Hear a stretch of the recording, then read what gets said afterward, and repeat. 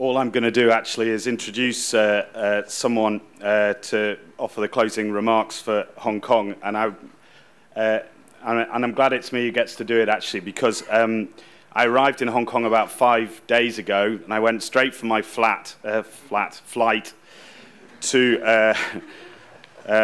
my hotel. I had 15 minutes to change, and then I had to go and sit on a panel and give a presentation, of which I now cannot remember. But I had the absolute pleasure of sharing the stage with Edward Yao, and within 2 hours of me arriving in Hong Kong, I'd heard the energy that came from Edward for Hong Kong's plans to reduce their carbon intensity from between 50% and 60%. So within 2 hours of being here, I felt absolutely buoyed and excited. It was wonderful. And then I went back to my hotel and collapsed. So, but it gives me absolutely great pleasure to welcome back up to the stage Edward Yao.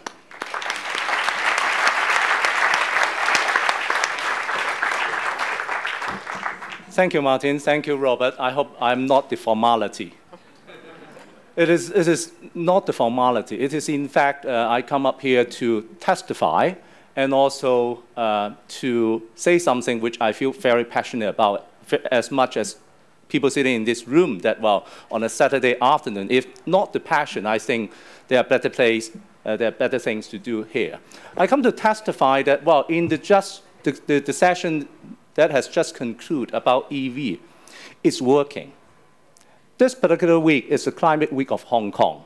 In addition to the 4 days C40 conference, there are actually over 30 programs, activities, events under the theme of climate change, which I have attended about 20, all by my EV, right? So on a day-to-day basis, at least in the last week, over that 20 trips, I'm traveling on one of the EVs. And tomorrow, I'll be invited to travel on a plug-in hybrid. I do not compare them because, well, they are all greener, cleaner engine. And on my own, my family has been driven, a hybrid for over a year now. Okay, so it's in the context of Hong Kong, whether it's a new product or in somebody's mind inferior product, it's working, and the government is in it.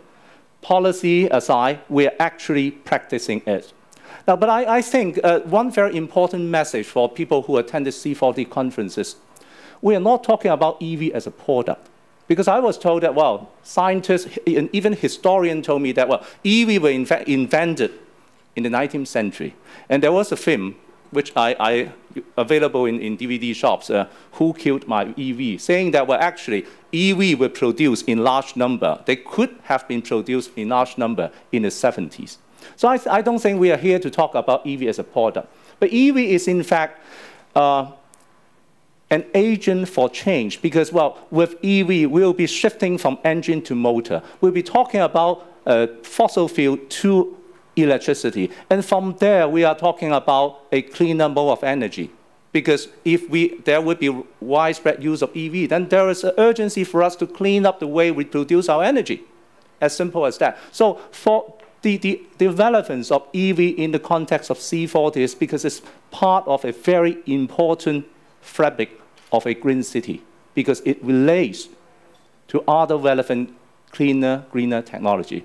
And it is also a change which can open up other discussion like smart grid, like cleaner energy, like how the public transportation should be formed, or a totally different traffic management system that we are talking about. How does it link to GPS? How does it link to traffic being arranged? And perhaps later on, it could also be a storage for energy being fed back to our household energy consumption. So I think the essence of EV in the context of C40 is using this as a topic for us to brainstorm how much externality we can bring about at a time when when somebody is still trying the new product, or to confirm that, well, this would be one of the cleaner options in a green city.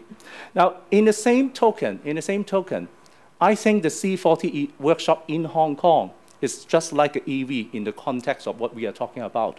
I think this is not a standalone workshop. I think I have attended some C40 workshops in the last 2 years. I've attended conference. I think it's a continuation that, well, cities who are passionate about building themselves into greener environment have a common vision that, well, we should explore every single means to upkeep our promise of bringing our people a greener environment.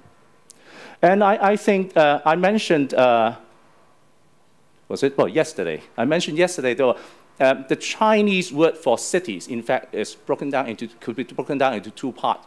Cheng, shi, or in Cantonese, Seng, Si. Cheng is a forted city. And the word Cheng is a fort, like a city built around a wall, where people would try to maintain a better living within that walled city. So in a way, that symbolizes the height for excellency.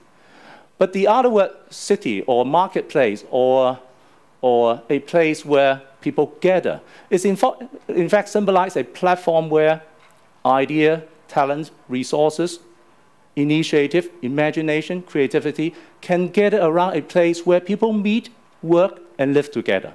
So I think the C40 spirits, in a way, symbolize in the Chinese word of city, that while we are sort of working hard to build a center of excellency within a geographical confine where millions and billions of people live, we're also at the same time the place where we try to gather our talent together and make it work. So I think with this in mind, I think the Hong Kong C40 workshop is just one of those change engines that could only be done with your participation. I think the Hong Kong government is proudly associated with C40. We joined C40 2 years ago. We have taken part in the conference in Seoul, and thereafter in the Copenhagen conference, which was held concurrently with COP15. And we took part in the workshop in Berlin and tried to build on the previous success of other occasions. And now here we are. But it's important for this to be passed on to the next torchbearer, where all the momentum we have gathered could be continued. And I think Hong Kong has often prided ourselves as the gateway into the mainland and at the same time an international marketplace. But I believe that, well, there are many other cities can also perform the same role. So I believe that, well, each and every one of you who have attended functions during this week are also our ambassadors because, well, you have picked up some knowledge. There is no point in reinventing the wheel, and there is certainly a value not to repeat failures which encountered by any other city. But together, I think we have a common responsibility to pass this onward. So I take this just as a juncture where we meet here, but we carry on the work among cities. So with these remarks, I, on behalf of the Hong Kong government and on behalf of the organizing committee, thank every one of you coming all the way to attend this meeting. And I hope to see you not just in Hong Kong later on, but also perhaps in other C40 events. So a big thank you. Thanks.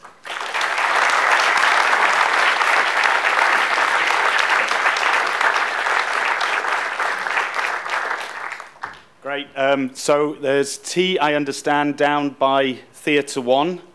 So we'll all have to run because we won't all get in the lift. So a mix of lifts and escalators, I think. One last time just to thank the panel. They've been excellent. Thank you.